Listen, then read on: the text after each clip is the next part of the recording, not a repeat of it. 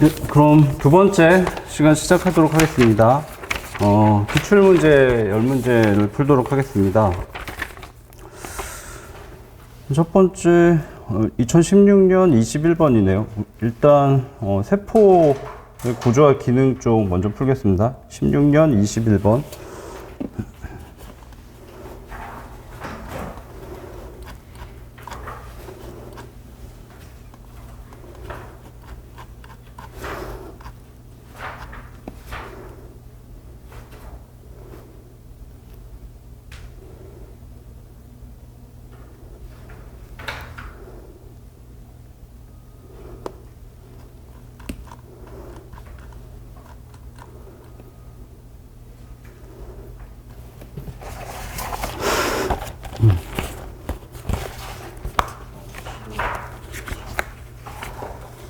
네? 15년이에요?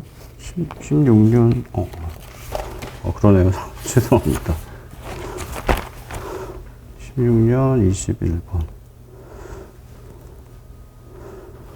네. 16년 21번 다 보이시죠? 네. 쉬운 문제였네요. 진핵세포의 세포골격 하면, 잠깐, 테이블 기억해 보시죠. 삼형제죠. 대중소가 있고, 마이크로 튜블, 인터미디엇 필라멘트, 액틴 필라멘트, 미세소관, 중간 섬유, 미세 섬유. 얘는 이름에 답이 있죠. 구성물질이 튜블린, 막내는 액틴 필라멘트라고 했죠. 그러면 끝이네요. 액틴이네요. 그죠? 그 다음에 잠깐 설명드리면 콜라겐은 특징이 이제 피부 결합 조직이 많이 있는데 피부에 많이 있죠. 피부 탄력이 중요하죠. 근데 얘는 세포 내부에 존재하지 않습니다. 결합 조직은 상피 조직은 치밀하게 되어 있죠. 세포들이 다닥다닥 붙어 있습니다. 외부로부터 치밀, 이물질이나 병균 방지해야 되기 때문에 다닥다닥 붙어 있는데 결합 조직은 세포들이 듬성듬성 떨어져 있는 게 특징이죠. 그리고 세포 외 기질, ECM이라고 말씀드렸죠. 엑스트라 셀룰러 매트릭스인데 ECM이라고 많이 합니다. 세포 외 기질이 많이 발달되어 있죠. 거기에 세포가 콜라겐을 생성을 해서 세포의 기질에다가 분비를 합니다. 세포 내에 존재하지 않는다는 게 특징이고, 미오신은 마이오신이죠. 액틴 마이오신, 근육 수축에 관련되는 거고, 액틴은 세포 골격에 관련되지만 마이오신은 아니죠. 근육 수축에 두 개가 관련되는 거죠. 다이네인, 카이네신, 이거는 모토프로틴이죠. 소낭 또는 세포 소기관을 끌고서 마이크로 튜블, 미세소관이라는 고속도로를 발로 꾹꾹 밟아서 워킹을 해서 이동시키는 단백질입니다. 쉽죠? 자, 다음은 18년 26번.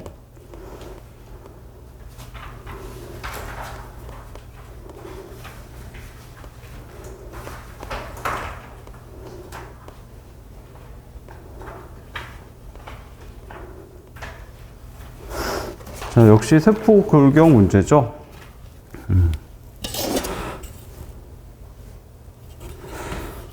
진핵세포의 세포 골격. 근데 세포 골격은 진핵세포밖에 없죠.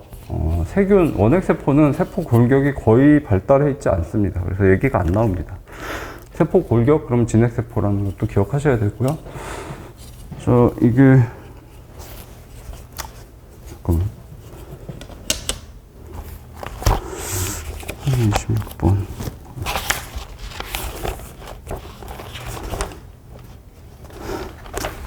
네. 이게 기억, 니은, 디귿 다 맞는 지문이라서 답은 5번이고요. 지문으로 확인하시겠습니다. 동물세포가 분열할 때 핵분열과 세포질 분열이 있는데 세포질 분열에서 형성되는 수축하는 미세섬유이다. 맞죠? 미세섬유, 액틴 필라멘트가 얘는 세포막 담당이라고 했죠. 그래서 세포질 분열할 때 세포막 바로 안쪽에 붙어서 고리를 형성을 하죠. 그리고 점점 고리의 직경을 줄여갑니다. 그러면서 세포막을 안으로 끌어당겨서 잘라내는 방식이죠. 수축환이란 이름은 기억하셔야 되고, 영어로 컨트랙타일 링, 컨트랙타일이 수축하는이고 링은 반지죠. 환이죠. 그대로 번역한 겁니다. 두 번째, 유사분열 M기에서 염색체를 이동시키는 방출사는 미세소관으로 구성된다. 유사분열 M기는 나중에 공부하시면 되고, 방출사는 미세소관이죠. 마이크로튜브이죠. 그래서 중심립에서 시작돼서 세포분열을 해서 애기세포일 때 중심립으로부터 모든 미세소관이 발달하죠. 중심립 두 개가 붙어서 중심체를 구성하고, 거기서 방출사도 나오고, 그 다음에 기저체로 변형이 된 다음에 구조는 거의 비슷하지만 편보, 선보를 만들어내죠. 그 모든 것들이 다 미세소관, 마이크로튜브이죠. 그 다음에 핵막을 지지하는 핵막층의 구성 성분은 중간섬유입니다. 이것 때문에 이제 라민을 기억하셔야 되죠. 핵막층이 뉴클레어 라민하고 여기서 라민 유추하실 수 있죠. 그래서 중간섬유 4가지 암기하셔야 되죠. 네. 그래서 뭐 케라틴, 그 다음에 여기 나온 뉴클리어 라민 또는 라민, 그 다음에 뉴로필라멘트, 신경섬유, 마지막이 비멘틴. 네 가지는 꼭 암기하셔야 됩니다. 다음은 20년 22번부터.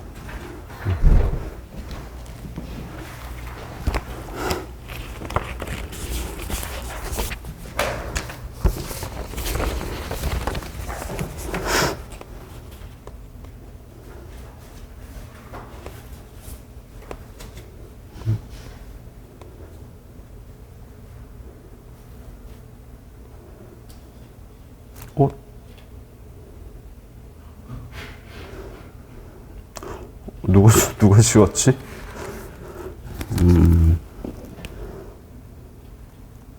이거.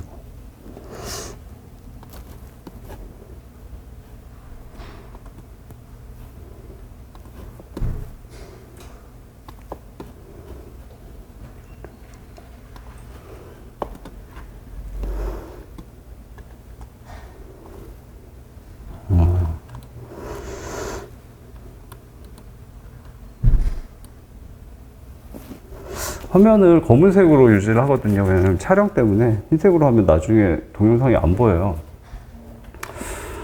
그래서 온갖 옵션들을 찾아내서 검은색으로 만들었는데 뭔가 파일에 문제가 있는 것 같습니다. 22번이죠? 예. 세포 소기관에서 이제 세포 골격 두 문제 보셨고, 얘는 라이보좀인데, 라이보좀을 타겟으로 이렇게 나온 경우가 없습니다. 세포 소기관 하나를 타겟으로 나온 적이 있어서, 얘는 좀 특이한 출제 경향이고, 작년이죠. 약간 출제 경향이 바뀌는 것 같다고 말씀드렸죠. 근데 뭐, 신선한 시도라고도 할 수 있고, 근데 문제는 아주 쉬웠습니다. 얘는, 디귿이 틀린 지문이라서 기억니은 답이 3번이죠. 맞는 질문 2개 먼저 보시겠습니다. RNA와 단백질로 이루어져 있다. 너무 쉽죠? 대단위체, 소단위체가 다 RNA, 단백질로 이루어졌죠. 니은 단백질 합성이 일어나는 장소다. 아미노산 붙여서 단백질 합성을 하죠. 그다음 디귿 거대 분자를 단량체로 가수분해시킨다. 얘는 뭐 라이소좀 얘기를 한 것 같습니다. 틀린 지문이죠. 니은하고 디귿 지문이 서로 반대되죠. 얘는 고분자를 만드는 거고 얘는 저분자를 만들어내는 이건 라이소좀을 타겟으로 쓰신 지문 같고 그 이유가 리보솜하고 리소솜하고 헷갈린다는 걸 아시기 때문에 낸 것 같습니다. 그래서 영어로 공부하시라고 말씀드린 거죠. 되게 쉽죠 이것도. 그 다음에 25번 세균의 플라스미드. 세균의 플라스미드도 이게 되게 독특한 출제 경향이거든요. 세균을 계속 2년간 3문제를 내셨으니까. 그래서 세균을 이제 주의하자라는 거고, 얘도 신선한 시도죠. 그래서 내용은 이미 다 공부하셨고, 보시면, 염색체가 별도로 존재하는 DNA이다. 아, 이 자료를 따로 드렸죠? 그렇구나. 일단 문제 먼저 보시고 자료를 보겠습니다. 세균의 경우는 이제 그림 기억나시죠? 뭐 내부에 막성 소기관이 없기 때문에 다 섞여 있죠. 그리고 세균이다 그러면 원핵세포를 묻는 거죠. 세균 아니면 대장균으로 나옵니다, 지문이. 근데 이제 고세균도 좀 주의를 하셔야 되는데, 고세균은 특정 생물 이름이 나오지 않습니다. 어렵기 때문에. 근데 세균이다 그러면 세균이다, 대장균이다, 원핵세포를 말하는 거죠. 자, 세균의 경우는 주 염색체가 있고 플라스미드가 있죠. 플라스미드가 하나일 수도 있고 없을 수도 있고, 한 종류가 100개가 있을 수도 있고 여러 종류가 있을 수 있고, 뭐 100개, 20개, 30개, 1000개 이렇게 있을 수 있죠. 염색체와 별도로 존재하죠. 플라스미드 DNA 복제는 염색체 DNA 복제와 독립적으로 조절된다. 100개가 있다는 건 독립적으로 복제가 된다는 얘기죠. 정확한 이유는 복제 원점을 가지고 있습니다. 자료에 있으니까 다시 보실 거고요. 그렇기 때문에 얘는 독립적으로 조절됩니다. 그럼 세 번째, 세균의 증식에 필수적인 유전 정보를 보유한다. 아니죠. 이거는 주 염색체가 갖고 있어야 되죠. 세균 중에는 플라스미드가 없는 세균이 있습니다. 그럼 걔는 만약에 플라스미드에 필수적인 유전 정보가 있다면 걔는 살아남지 못하겠죠. 그래서 필수적인 정보는 당연히 주 염색체에 있고, 플라스미드에는 알면 굉장히 좋은 정보가 있는데 그거는 항생제 저항성 유전자죠. 네. 자료가 한 장짜리였나? 네. 자료를 한번 보시면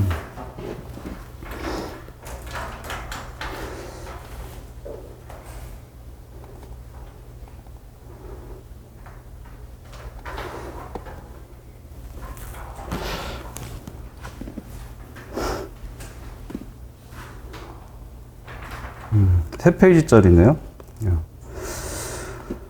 사실 뭐 기본 강의 내용만 갖고도 사실 유추해서 맞출 수 있는 쉬운 문제였고요. 근데 뭐 혹시 또 조금 어렵게 나올 수 있어서 자료를 만들긴 했고, 이 자료는 이제 나중에 기본 강의 끝나고 기출문제 강의를 할 때 쓰려고 이제 자료들 만들고 있었는데 거기 좀 포함이 돼 있어서 발췌를 한 거고요. 근데 설명 대부분 드린 거에 조금 추가됩니다. 그것만 보시면 되죠. 자, 당연히 주 염색체가 있고 플라스미드가 있고 여러 종류가 있을 수 있습니다. 없는 세균도 있고, 그 다음에 주 염색체는 당연히 한 개밖에 없죠. 그리고 고리 모양이라는 거 진핵세포하고 비교해서 기억하시죠. 근데 표현이 고리 모양, 원형, 환형, 링, 서클 뭘로 나올지 모르니까 그냥 한번 봐두시고, 플라스미드는 세균이 갖고 있죠. 없는 세균도 있다고 말씀드렸고, 네, 플라스미드 똑같이 고리 모양입니다. 물론 고리지만 보시면 이제 폴리뉴클레오타이드 2개로 되어 있죠, DNA는. 그걸 이제 표현한 거죠. 예. 그다음에 뭐 다 쉬운 내용이죠. 한 개에서 수천 개 존재할 수 있다. 여러 종류 존재할 수 있다. 그다음에 주염색체는 생존 활동에 필수적인 게 다 담겨 있어야 되죠. 플라스미드가 없는 세균도 있기 때문에 플라스미드에 담겨 있을 거야 그랬다가 죽겠죠. 플라스미드에는 이제 페니실린 말씀드렸죠. 페니실린처럼 항생제 저항할 수 있는 물질을 만들 수 있는 정보가 담겨 있는 경우, 우리 시험에서는 그것만 기억하시면 됩니다. 플라스미드에 다른 정보도 담겨 있지만 우리 시험에서는 그것만 있고, 그 다음에 독자적으로 복제가 가능한데 복제 원점을 가지고 있기 때문입니다. 모든 DNA 복제는 복제 원점에서 시작되거든요. 이게 없으면 독자적으로 복제가 되지 않습니다. 복제 원점은 ORI라고 많이 씁니다. Replication Origin인데 그게 길기 때문에 ORI 점으로 많이 쓰기 때문에 복제 원점 ORI 같은 말이라는 이렇게 보셔야 되고요. 그 다음에 이거는 지난번에 보신 그림인데 다시 한번 가볍게 보시면, 선모, 필리 공부하셨죠? 그래서 필리가 이쪽 세균이 좋은 플라스미드를 갖고 있다. 그럼 필리가 얘 부착해서 끌어당깁니다. 근데 필리하고 핀브리아 두 가지로 이제 캠벨은 구별하자고 했는데, 뭐 그 대학자니까 따르는 게 좋은데 사실 기능은 동일하죠. 핀브리아는 이제 갈고리처럼 찍어서 빙벽 등반하듯이 이동한다고 했죠. 근데 얘도 마찬가지로 찍어서 서로 당기는 거죠. 기능은 동일한데 이제 목적이 다른 거죠. 그래서 네이밍을 다르게 한 할 수도 있고 사실 같게 해도 뭐 큰 문제는 없을 것 같긴 한데 일단 내용 기억하셔야 되죠. 캠벨은 핀브리아라는 용어를 명확히 사용합니다. 어쨌든 가까이 붙으면 이제 복제 원점에서 이제 중합 효소가 복제를 해서 넘겨주는 거죠. 이게 접합이죠. 다음 이제 아까 그건 친구들한테 플라스미드를 넘겨줄 때 얘기고 이건 자손들한테 플라스미드를 어떻게 넘겨주냐인데 이렇게 있다가 딸 세포들한테 넘겨줄 때 주위 염색체도 당연히 복제해서 넘겨주겠죠. 얘도 복제 원점이 있기 때문에 각각 복제해서 넘겨줄 수 있습니다. 이렇게 하는 경우도 있고 또 한 가지 방법은 플라스미드를 되게 자유롭게 이용을 하는데 플라스미드를 주 염색체에다 끼워 넣습니다. 인테그레이션이라고 하는데 끼워 넣은 다음에 주 염색체가 두 개로 복제되면 얘는 플라스미드를 갖고 있는 거죠. 나중에 필요한 분리를 할 수도 있고. 예. 두 가지 방식이 있다 가볍게 보시면 되고 그다음에 실제로 플라스미드 문제는 세균의 플라스미드 말고 분자생물학에서 DNA 재조합에서 두 문제가 나왔습니다. DNA 재조합 문제가 두 개가 나왔는데 그 핵심이 플라스미드 벡터거든요. 그래서 플라스미드 벡터에 집중해서 두 개가 나왔고 그건 나중에 풀어보실 겁니다. 그래서 사실 생물학적으로는 세균 자체에 있는 플라스미드는 그냥 세균이 갖고 있나 보다 정도고 얘는 생물학을 연구할 때 굉장히 핵심적인 툴이기 때문에 플라스미드 벡터가 더 중요합니다. 나중에 자세히 공부하시게 되는데 자, 설명을 잠깐 보시면 자연계에 존재하는 이 플라스미드를 추출을 해서 DNA 제조합, 리커미넌트 DNA 테크닉 또는 DNA 리컴비네이션이죠. DNA 제조합은 내가 원하는 좋은 유전자를 어디선가 잘라와서 이런 캐리어죠. 운반체에다 넣은 다음에 얘를 주로 대장균에 집어넣어서 대량으로 증식하면 원하는 단백질을 잔뜩 얻어낼 수가 있습니다. 그게 이제 DNA 제조합 방식인데 그때 운반체로 사용되는 거죠. 걔를 정확히는 플라스미드 벡터입니다. 벡터도 캐리어하고 같은 말이죠. 플라스미드로 된 운반체. 근데 그냥 섞어서 씁니다. 실험실에도 그냥 플라스미드라고 하고 벡터라고도 하고 플라스미드 벡터라고도 하고. 그리고 세균에서 왔는데 많이 수정하진 않아요. 조금 수정하면 잘 쓸 수 있기 때문에. 그리고 이거는 파는 제품입니다. 상용화되어 있어요. 굉장히 많은 종류가. 100만 원은 넘을 것 같아요. 이거 하나에 100만 원, 200만 원 할 텐데 돈 주고 사서 쓰는 실험실은 못 받고 대부분 그냥 옆 실험실에서 받으면 되니까. 근데 뭐 미국이나 유럽에서는 돈 주고 사서 쓰지 않을까 싶습니다. 원래 고가고 얘를 나중에 공부하시는데 여기 보시면 PBR322라고 되게 오래됐는데 굉장히 유명한 파워풀한 플라스미드 벡터고 많이 씁니다, 실험실에서. 요즘은 더 개선된 게 많으니까 안 쓸 수도 있고. 근데 여기 번호가 있죠. 0번부터 이제 시작점을 표시하는 거고, 여기 테트라사이클린이라는 유명한 항생제가 있습니다. 근데 여기 유전자가 발현되면 테트라사이클린이 있는 배지에서도 살아남을 수 있어요. 그래서 테트라사이클린이라는 항생제에 저항하는 물질을 만들어내는 유전자입니다. 얘는 엠피실린이라고 유명한 항생제가 있습니다. 페니실린, 엠피실린 다 유명하죠. 걔를 분해하는지 모르겠지만 걔가 있어도 살아남을 수 있는 유전자가 있죠. 얘가 오리진, 복제 원점이죠. 이런 데는 그냥 ORI라고 표시를 합니다. 그 다음에 여기는 쭉 있는데 이건 제한 효소 사이트입니다. 제한 효소는 뒤쪽에서 공부하시는데 DNA가 굉장히 길잖아요. 그래서 그 중에 내가 원하는 유전자를 잘라내고 싶습니다. 그럼 어떻게 잘라내야 될까요? 핀셋으로 들어서 가위로 이렇게 잘라야 되죠. 핀셋으로 못 들죠. 불가능하죠. 분자니까. 가위 손 떨려서 못 자르겠죠, 정확히. 그래서 자를 방법이 없는데 굉장히 파워풀한 툴을 발견한 거예요. 제한 효소라는 효소인데 DNA가 ATGC 서열인데 그 중에 특정 서열만 가서 고기만 딱 자릅니다. 종류가 지금 한 2, 300가지 있을 거예요. 그래서 그 원하는 유전자 요 염색체 유전자를 잘라낼 때 그 주변 서열을 알아야 돼요. 알면은 여기서부터 여기 자르면 되겠다. 그러면 걔를 자르는 제한 요소는 BMH1하고 PST1이야. 그러면 주문을 하면 배달을 해주죠. 얘도 굉장히 비쌉니다. 한 방울에 5만원, 10만원, 20만원 정도.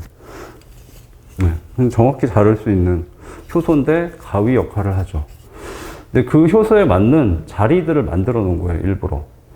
그러면 원하는 유전자를 잘라왔죠. 그 다음에 여기다 집어넣을까? 그러면 얘하고 equal 5라는 제한 요소를 사서 여기를 자르고, 세론이라는 제한 요소를 여기를 자른 다음에 아까 원하는 유전자를 여기다 끼워 넣습니다. 다시 붙여주는 효소도 있죠. 라이게이즈라고 하는데 다시 보실 거고. 그러면 내가 원하는 유전자가 운반체에 들어가게 되는 거죠. 얘를 대장균에 집어넣고 대량으로 키웁니다. 그러면 원하는 유전자가 잔뜩 발현이 돼서 유용 단백질이 생산이 되죠. 뒤쪽에 더 자세히 공부하실 텐데 하여튼 플라스미드 벡터하고 연결이 되고, 플라스미드 벡터는 꼼꼼히 공부하셔야 됩니다. 이게 더 중요하죠, 사실은. 작년에만 특이하게 이제 세균의 플라스미드가 나온 거고. 네, 자료는 잘 보셨고, 다음 20년 30번이네요.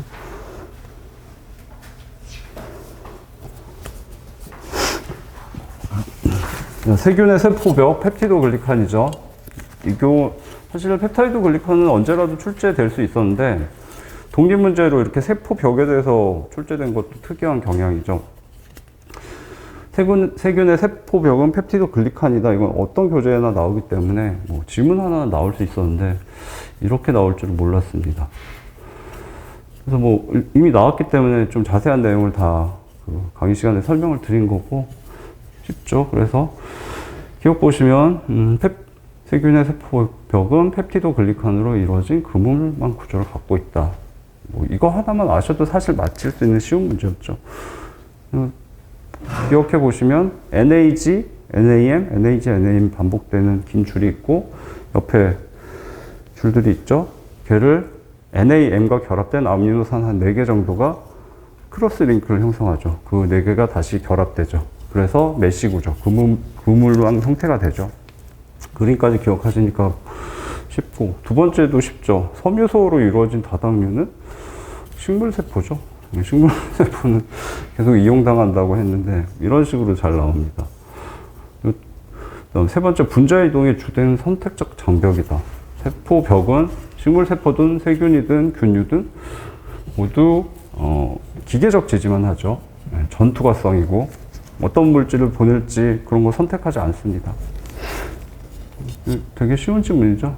자료로 따로 공부 안 하셔도 맞출 수 있는 질문이고, 근데 이제 좀 심화된 내용이 다시 출제될 수 있으니까 그 부분까지 공부를 하신 거죠.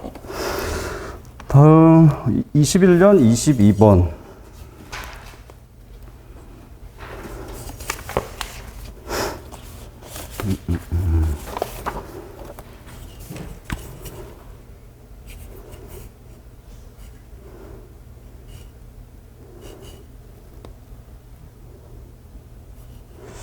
네. 동물세포죠. 중심체로부터 뻗어나온 섬유이다. 이거 방추사란 얘기죠. 방추사는 단량체가 튜블린이죠. 너무 쉽죠. 별로 설명드릴 게 없네요. 다른 것들 액틴 아시죠? 라미닌, 마이오시나요. 케라틴도 잘 아시죠. 케라틴은 중간 섬유죠. 인터미디어트 필라멘트죠.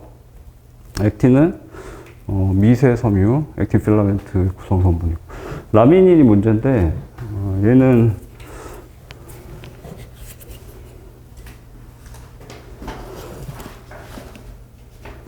안 적어놨네.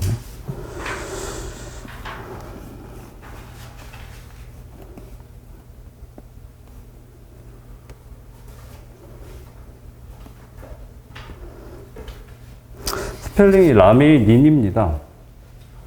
얘는 사실 이걸 공부하라고 출제하신 건 아닌 것 같고 그냥 지문 하나를 끼워 넣기 위해서 넣으신 것 같은데, 얘는 상피세포에 주로 존재하고요. 상피세포는 이렇게 다닥다닥 붙어 있고, 그 다음에 얘는 물리적 충격을 잘 받죠. 외부의 마찰이나 이런 거. 그래서 굉장히 탄탄한 구조를 갖고 있어야 되는데, 상피세포 자체들도 서로 결합이 잘 돼 있고, 그 다음에 상피세포와 아래쪽에 상피조직과 결합조직이 연결이 돼야 되는데, 그 연결하는 부분이 뭐 기저판인가라는 물질이 있습니다. 세포 외부에. 근데 튼튼한 물질이어야 되기 때문에 여러 층으로 구성이 되어 있고, 그걸 구성하는 물질이 라민린입니다. 세포 외부의 물질이고, 근데 이제 층상 구조를 갖기 때문에 이름이 LAM이 들어간 거죠. LAM은 레이어라고 말씀드렸죠. 근데 얘가 아까 공부하신 뉴클리어 라민하고 좀 이름이 헷갈리죠. 그래서 출제하셨을 수도 있고, 뉴클리어 라민은 중간 섬유인데 미세소관을 구성한다고 착각할 수도 있으니까 이 라민하고 헷갈려라 라고 출제하셨을 수도 있겠습니다.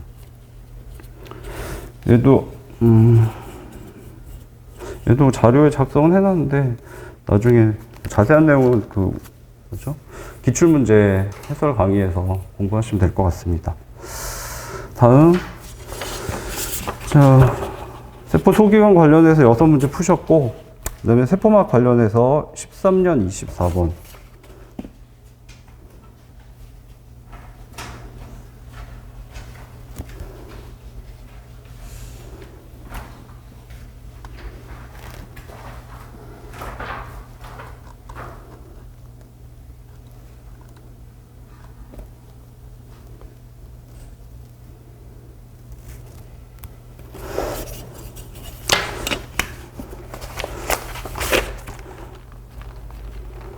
세포막을 지겹도록 공부하셔서 기출문제 왜 이렇게 쉬워? 라는 생각이 드실 것 같은데, 답은 얘가 2번이죠.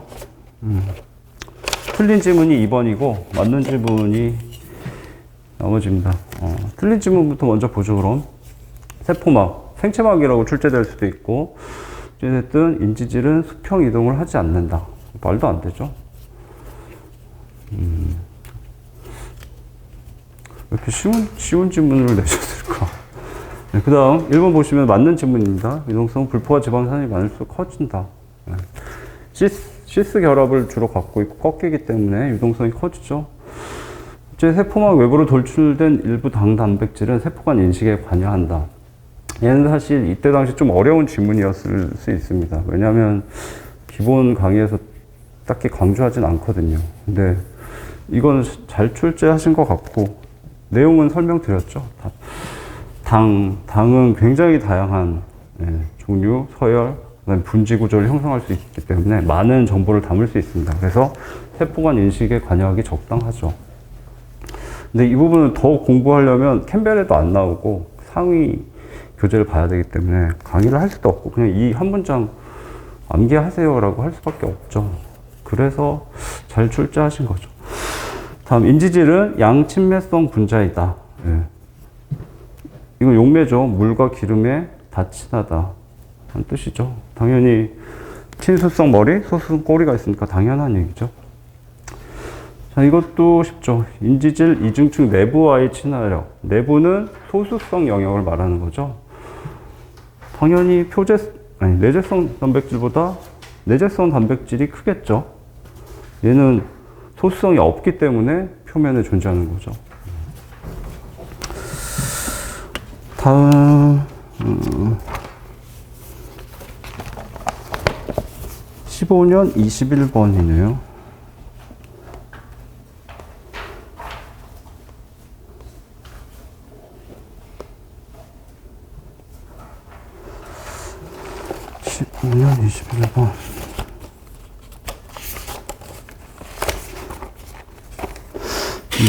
자, 답은 2번이고, 그래서 기억, 리을이 맞는 지문입니다. 세포막의 삼투에 대해서 집중적으로 나왔죠. 자, 삼투, 세포막을 통한 물의 확산 현상이다. 맞죠? 용질보다는 용매인 물에 집중해서 생각하시면 되죠. 그리고 확산의 일종이라고 말씀드렸죠. 막의 선택적 투과성과 용질의 농도 기울기 때문에 생긴다. 맞죠? 반투막이죠. 메인 물은 통과할 수 있지만 용질은 통과하지 못하는 막의 특성, 그리고 용질의 농도 기울기 때문에 삼투가 생기는 거죠. 니은, 용질이 세포막을 통과하면서 일어난다. 반투막이죠. 용질은 통과 못했죠. 설탕을 예로 들었었고, 용매만 통과할 수 있기 때문에 틀린 지문이죠. 그 다음에 삼투에 용질의 농도 기울기가 커진다. 확산이든 삼투든 최종 목적은 양쪽의 농도가 같아지는 거죠. 예, 동쪽 평형 상태로 농도가 같아지는 거기 때문에 틀린 지문입니다. 삼투는 좀 화학적인 부분이 많아서 살짝 어렵긴 하죠. 예, 그래서 그림 그려드린 거 교재 나와 있으니까 그걸로 물의 이동이다라는 측면에 집중해서 공부하시면은 틀리시지 않을 것 같습니다. 다음은 16년 22번. 네.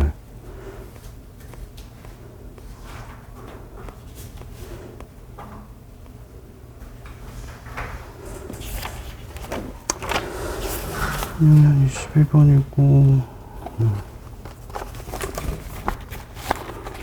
대표 물질 수송인데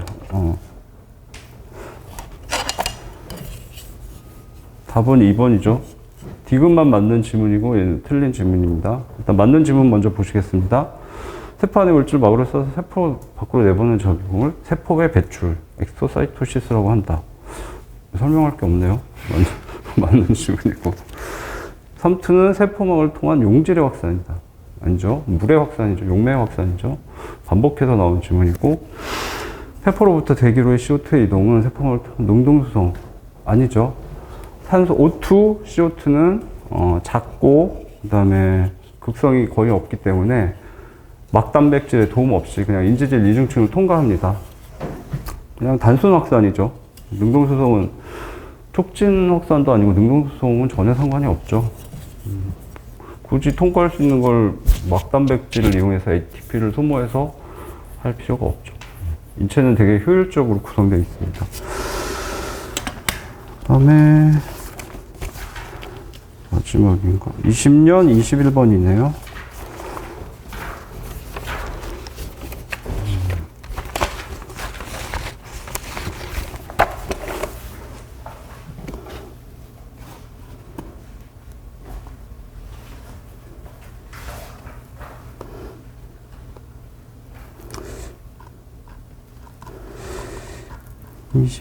아니.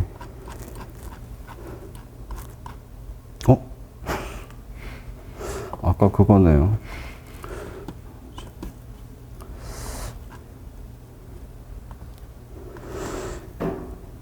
20년 21번. 네.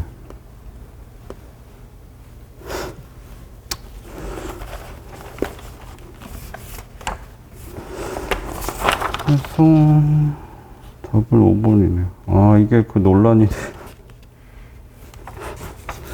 네. 답은 5번입니다. 틀린 거고, 이게 그 이의 신청했던 그 골치 아픈 문제죠. 공부를 너무 많이 해서 그 친구는 참.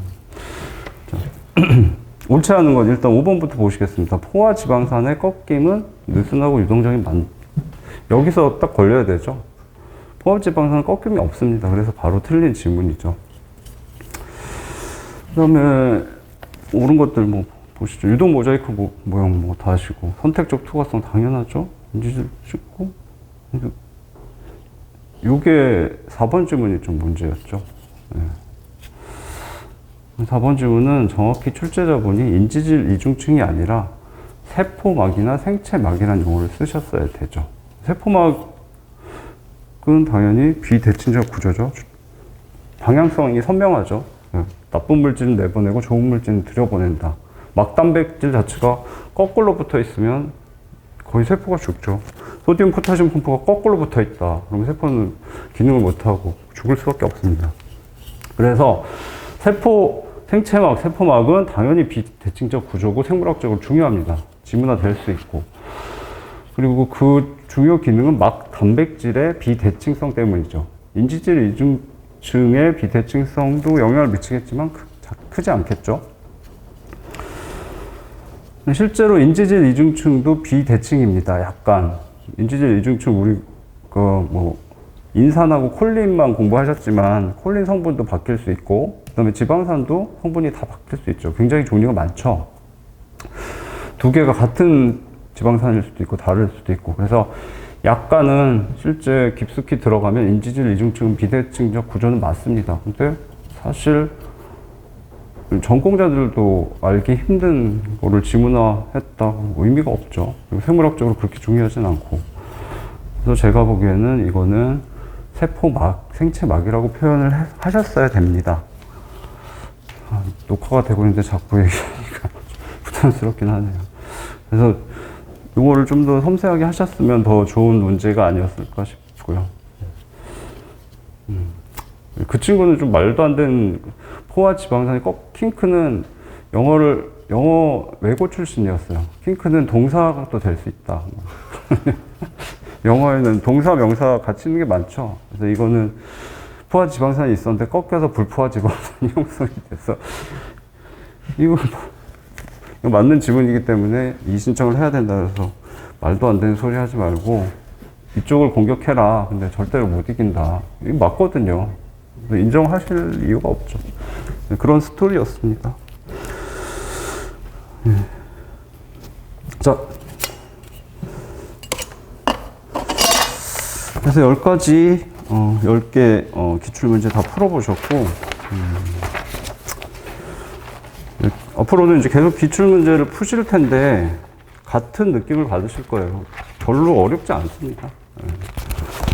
그리고 보시면 되게 쉬운 지문이 한 80% 이상 돼요. 가끔 웬만큼 공부해도 못 푸는 지문이 나오고, 또는 이제 아예 캠벨 이상의 지문들이 나오긴 하는데, 그거는 뭐 맞추지 말라고 출제하신 것 같고 민법에도 그런 지문 나오잖아요. 5개 지문 중에 4개는 확실히 알 수 있고 하나는 아예 뭐 민법 공부해도 맞출 수 없는 지문을 냅니다. 근데 그건 좋은 출제 방식이거든요. 그 지문을 다 공부해야 된다가 아니라 4개의 지문을 정확히 아는 사람은 맞출 수가 있는 거죠.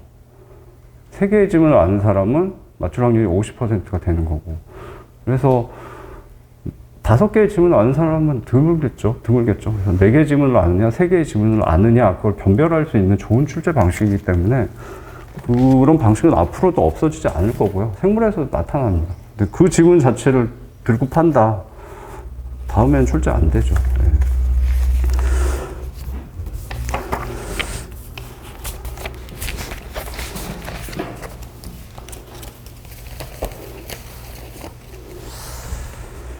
그래서 이제 기출문제를 계속 풀으시면서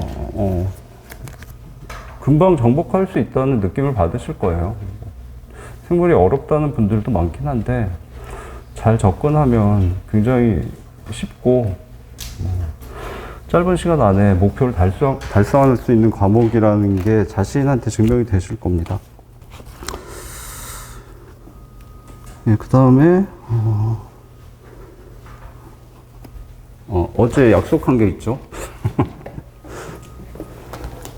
선모, 편모, 상세 테이블을 보셔야 되죠.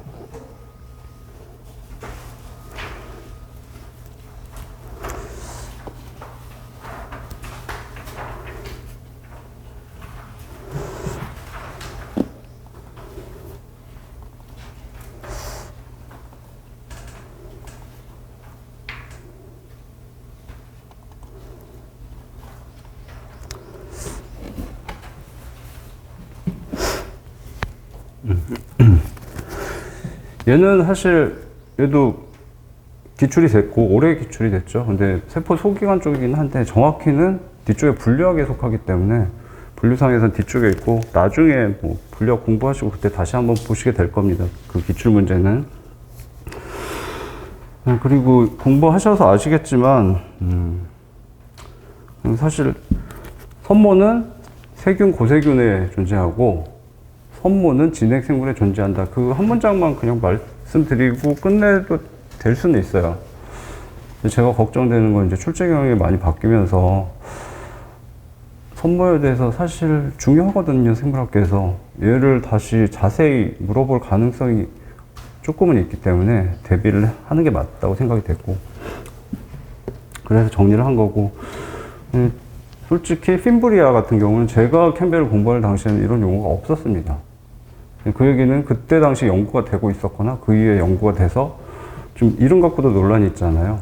그거는 핫 이슈라는 거죠. 무시할 수는 없는 것 같고, 그래서 이번 기회에 그냥 싹 정리를 하는 게 맞다고 생각을 합니다. 네, 그렇게 공부하셨으면 좋겠고,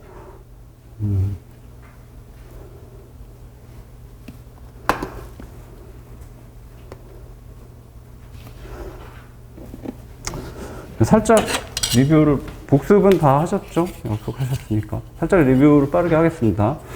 세균, 진핵생물, 선모, 편모로 분류를 하고, 이름은 선모 필리, 얘는 선모 실리아입니다. 얘는 편모 플래줄라 동일하죠. 다음 성분은 필리에서 필린이고, 얘는 플래줄라기 때문에 플래절린이고, 저쪽은 다 아시겠지만, 이제, 미세 소관으로 구성되어 있기 때문에 튜블린입니다. 그 다음에 얘는 접합에 의해서 플라스미드를 전달하는 역할을 하고, 섹스필리, 접합필리라는 이름도 갖고 있죠. 제 기능은 노적기고, 대표 예시는 사람의 기관지 상피세포나 집신벌레, 진핵생물이라는 거 기억하셔야 되죠. 예, 이동을 담당하죠. 노적기로. 그 다음에 얘는 회전이고, 그 다음에 얘는 파동입니다. 이렇게 비비는 운동이라는 거죠. 그 다음에 얘 대표는 정자의 꼴이고, 얘는 굳이 뭐 기억하실, 대표작을 기억하실 필요는 없고요. 그 다음에 여기 고세균이 비어 있는데, 선모가 세균 고세균이고, 고세균에 핀브리아가 있다 없다 뭐 이런 내용은 아직 학계에서 명확하지 않으니까 모르셔도 되고, 근데 이런 대장균 같은 세균도 이동할 때 이렇게 핀브리아를 이용해서 갈고리, 빈격 분반하듯이 이동하죠. 그래서 캠벨은 필리와 핀브리아를 명확히 구별하자는 입장이고, 근데 다른 주장은 그냥 이동용 모타일 필리인데 운동 필리, 그 다음에 접합 필리로 구별하자는 의견이 있다고 말씀드렸죠. 두 번째인데 뭐 그래도 많이 말씀드려서 어렵지는 않습니다. 이거는 이제 비교해야 되는 부분들을 표시를 해놨습니다. 특이한 부분들. 그래서 이쪽 영역, 자, 여기 세균의 선모와 핀브리아에 해당되는 요 안에 이슈가 있는 건 방금 말씀드렸죠. 캠벨은 필리와 핀브리아로 구별하자. 얘는 운동, 얘는 접합이죠. 그러지 말자. 그냥 필리로 쓰고 얘는 접합 필리, 운동 필리로 구별하자는 의견이 있습니다. 근데 우리는 이걸 따라야 되고, 출제자가 완강히 우긴다면 눈치를 봐서 이쪽으로 가야 되겠죠. 어쩔 수 없고. 자, 다음은 진핵생물의 선모, 실리아를 보시겠습니다. 실리아는 노적기만 알면 되는 줄 알았는데, 얘도 약간 이슈가 있는 거죠. 더 보이시죠? 실리아도 두 가지입니다. 네, 한 가지가 아니고. 공부하신 건 이쪽. 모타일 필리아라고 운동성 선모고, 캠벨에서는 명확히 모타일 실리아라는 표현을 씁니다. 실리아가 두 가지라는 걸 강조하기 위해서. 비운동성 선모가 있는데, 얘는 프라이머리 실리아예요, 이름이. 근데 세포당 한 개씩 있고, 얘는 모든 세포가 다 가지고 있습니다. 그리고 역할은 안테나 역할을 하는 거죠. 다른 세포로부터의 정보나 외부 환경으로부터의 정보를 받아들이는 안테나 역할을 합니다. 비교를 해서 운동성 성모는 모타일 실리아고 노적기 운동을 하죠. 그 다음에 모든 세포가 가지지 않습니다. 모든 진핵세포가 가지는 게 아니고 일부 진핵세포만 갖고 있죠. 사람한테는 선모가 거의 없는데 기관지 상피세포는 많이 갖고 있는 거죠. 그리고 한 개 세포에 많죠. 노적기를 같이 해야 되니까 수많은 실리아가 필요합니다. 근데 왜 프라이머리라는 이름이 붙었을까? 그러니까 저쪽 선모가 진화해서 이게 만들어졌는가, 이쪽 선모가 진화해서 이쪽이 만들어졌는가인데, 당연히 이쪽이 진화했을 가능성이 높겠죠. 그러니까 모든 진핵세포는 안테나로서 하나씩 실리아를 갖고 있었는데 특정 사람의 기관지 상피세포 같은 특정 진핵세포가 그거를 많이 만들고 운동용으로 썼다라고 추정하는 게 상식적이겠죠. 그래서 프라이머리 실리아라고 이름을 붙인 것 같고요. 얘도 기억은 하셔야 됩니다. 자, 다음 여기 요 영역에 걸리는 거죠. 세균, 고세균, 진핵 생물이 있을 때 뭐냐? 근데 이건 다 보신 거고, 근데 시험에선 중요합니다. 이게 고세균 선모를 간다 이렇게 출제가 될 수 있기 때문에 세균과 고세균은 필리를 갖고 선모, 진핵 생물만 실리아 선모를 갖습니다. 그래서 이거 명확히 기억하셔야 되고, 다음 여기도 이제 고세균이 빠져 있기 때문에 요 아래쪽에서 편모 플래질라를 보시면 세균, 고세균, 진핵 생물의 편모죠. 다행히 이름은 모두 같습니다. 편모 플래질라고. 그런데 몇 년 후에는 이름을 다 바꿔야 된다라고 나올 수도 있습니다. 유래가 아예 다 다릅니다. 세 개가. 세균, 고세균, 진핵 생물이 이 플래질라 편모라고 불리지만 다 유래가 다르기 때문에 물질 성분이 다를 가능성이 높겠죠. 근데 고세균은 성분이 뭔지 지금 뭐 연구하고 있을 거고, 각각 독립적으로 진화됐습니다. 그리고 상사기관입니다. 상사기관은 뒤쪽에서 보시겠습니다. 그 다음에 이제 고세균에 대해서는 이제 잘 모르기 때문에 편모를 밝혀진 건 세균과 진핵생물의 편모를 비교를 하셔야 되죠.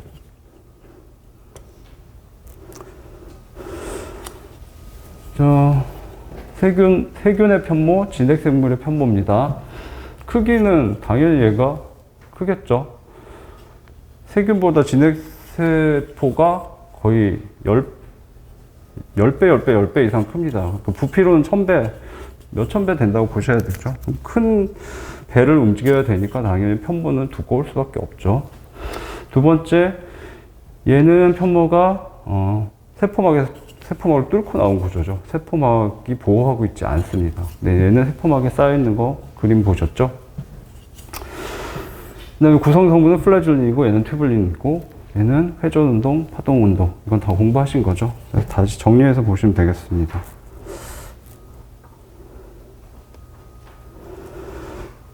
자, 그다음 이 부분은 이제 다 공부하신 거죠. 선모와 편모에 공통되는 부분, 그러니까 구성 성분이 튜블린이다 하는 거 아실 거고, 그리고 이거는 꼭 기억하셔야 되죠. 기저체는 중심립과 마찬가지로 9+0 구조고 속이 비어 있습니다. 트리플릿이고 얘는 9+2 더블릿 구조죠. 얘가 2니까 플러스 2 같이 있다라고 생각하시면 되겠죠. 마지막으로 이제 전체 다에 대한 부분이죠. 그래서 아까 말씀드린 거하고 똑같습니다. 여기 두 개, 선모, 휭브리아 편모는 세포막으로부터 뚫고 나와서 세포막이 싸고 있지 않고, 그 다음에 진핵생물의 선모, 편모는 세포막에 쌓여 있습니다.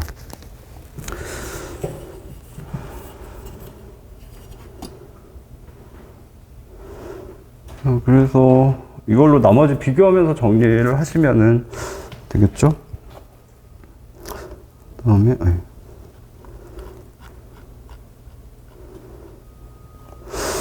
상사기관, 상동기관은 기출되기도 했고, 중요해서 잠깐 보도록 하겠습니다. 이게, 생물 2 2권 혹시 갖고 오셨나 모르겠네요.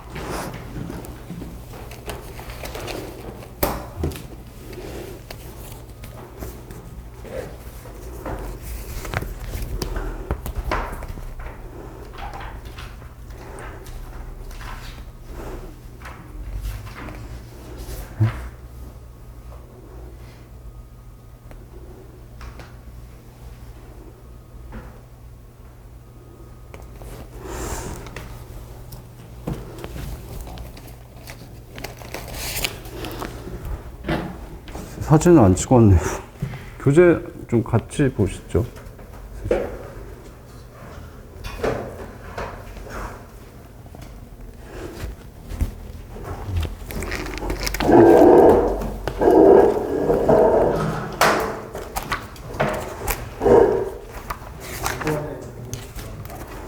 (167페이지이고요)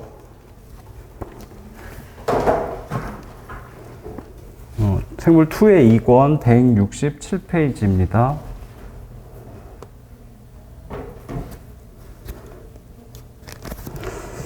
보시면은 이쪽 아래쪽에 상동기관이 먼저 나와 있고요. 쉽습니다. 아래쪽 그림만 보시면 되죠. 앞다리인데 박쥐, 바다사자, 사자, 침팬지, 사람이 있죠. 박쥐는 날개로 진화 있고 바다사자는 이걸로 헤엄을 치죠. 또는 상체를 일으키나? 그다음에 사자는 강력한 앞다리, 뒷다리가 있고 침팬지는 손이 발달해서 나무를 타죠. 사람은 정교한 수작업을 합니다. 똑같은 앞다리에서 진화했지만 굉장히 다양하게 변화했죠. 이게 상동기관입니다. 원래 똑같은 근원에서였고 지금은 조금씩 형태가 다르다. 뒤쪽 보시면 상사기관이 있습니다. 상사기관의 사자는 유사하다거든요. 원래 근원은 다른 거예요. 근데 결국 진화해서 같은 일을 하게 된 거죠.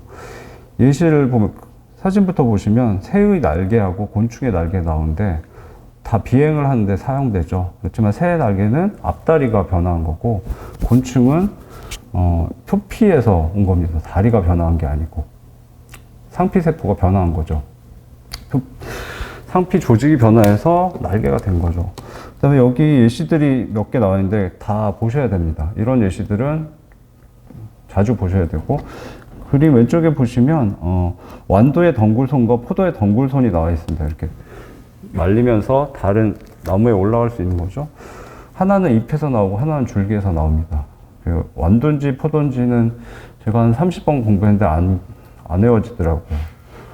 그건 중요하지 않고 다른 데서 유래했다. 잎하고 줄기. 식물은 기관이 꽃과 열매를 제외하고는 단순하죠. 잎, 줄기, 뿌리밖에 없습니다. 뿌리에서 생성되진 않았으니까 잎하고 줄기에서 각각 왔다. 그것까지 기억하시면 됩니다. 우측에 장미의 가시하고 선인장 가시가 나오는데 얘는 쉽죠. 둘 다 가시고 동물로부터 자신을 보호하기 위한 게 됐지만 원래 유래는 다르죠. 선인장의 가시는 원래는 선인장이 넓은 잎이 있었죠. 근데 사막 지역에 적응하면서 그 넓은 잎에 기공으로 물이 다 빠져나오기 때문에 죽게 되는 거죠. 그래서 광합성은 뭐 선인장 줄기 부분에서 하면 되니까 잎을 최소화하면서 가시가 된 거고, 그다음에 장미의 가시는 줄기에서 생성된 겁니다. 선인장은 잎에서 온 거니까 장미는 줄기겠지. 그다음 감자와 고구마는 둘 다 영양분을 저장하는 기관이죠. 같은 목적을 가졌지만 원래 기원은 다르고, 고구마는 뿌리고 감자는 줄기인데 이건 암기하셔야 됩니다. 네. 저도 맨날 헷갈려서 아예 그 곱부라고 기억하기로 했어요. 고구마 뿌리니까 그냥 곱부라고 기억하시면. 곱불 혹시 아세요? 곱불 아시면 연식이 오래된 건데, 곱불 어르신들은 감기를 곱불이라고 옛날에 불렀죠. 네. 모르시는구나. 다행히. 어르신들한테 곱불이라는 표현 쓰면 좋아하시죠? 그냥 곱불하고 기억하시면 기억하실 것 같습니다.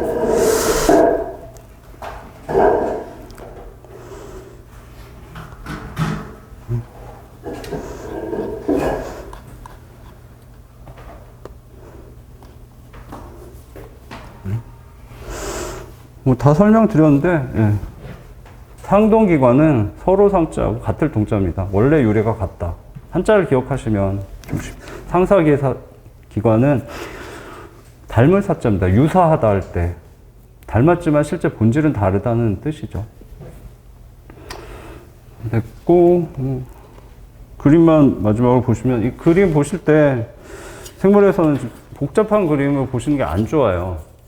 그래서 이걸 지웠어야 되는데 시간이 좀 없었고, 그래서 여기 빨간색으로 표시한 것만 기억하시면 됩니다.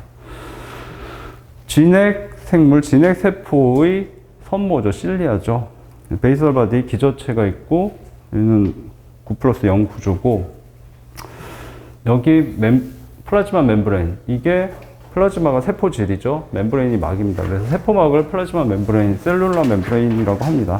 세포막이고 명백히 세포막으로 둘러싸여 있다는 거 주의하시고.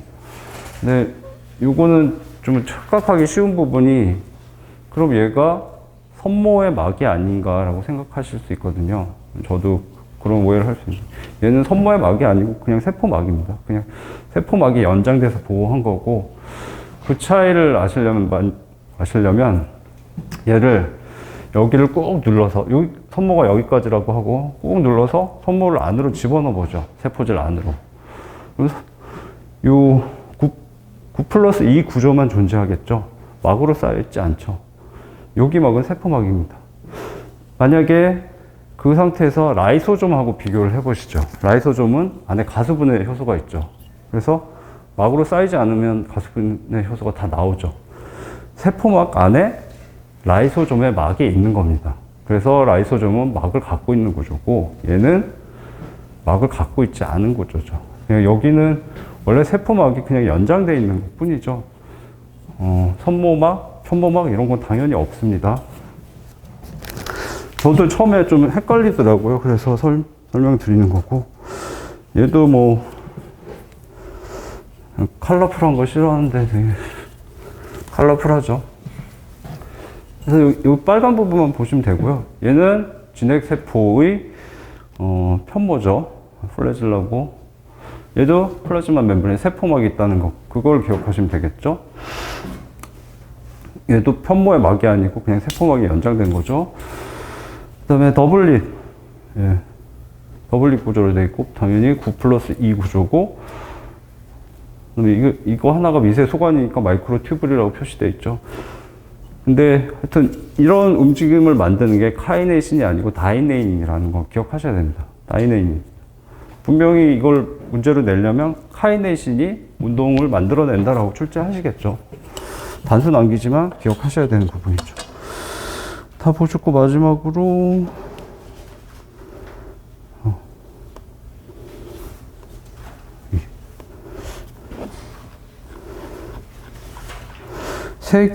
세균의 편모 플래질라의 경우는 여기에 보시면 세포막이 없죠. 뚫고 나와 있는 구조입니다. 이 그림 보시면 기억나실 거고, 선모도 마찬가지로 그림은 없지만 세포막을 뚫고 나와 있는 구조라는 거 기억하셔야 되겠습니다. 예, 그래서 선모, 편모 다 정리했고,